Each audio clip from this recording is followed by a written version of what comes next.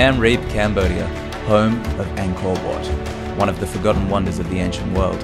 Amongst the mixed crowd of locals, vagabonds, and passing travellers, we came across an inspiring adventurer and infinitely determined filmmaker. Meet Mitch St.Pierre. That's the reason I started traveling, was documentaries. There's always documentaries. I was always wanting to live in another country. And I guess maybe that's almost like a drug. That's what a drug is, right? Like, you want to have that same thing that you had when you did that drug. And that's why people become drug addicts, because they want to keep the high going or whatever.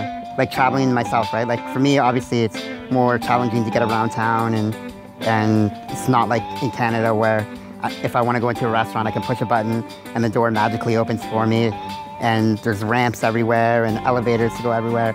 But, you know, like I said, that's the way you just got to cope with whatever you have and learn to deal with what you have, right?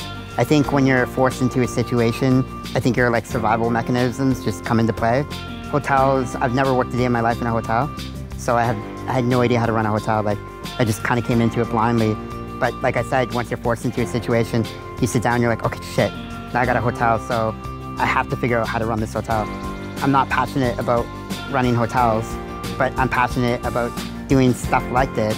Passionate about being in Cambodia, having this weird, certain kind of lifestyle.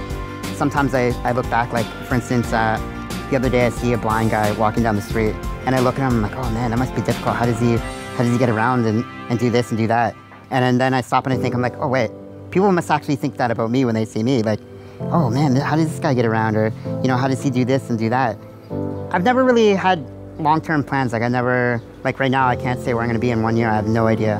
And I think it's just a matter of things happening. Like, there's no way that I could live in the suburbs and have my job and get up 9 to 5, go home, watch TV.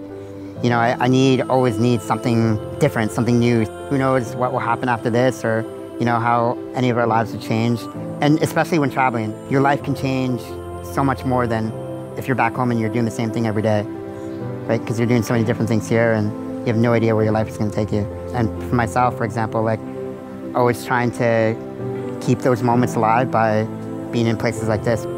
True to his spontaneity, Mitch asked us to film the trailer for his next project.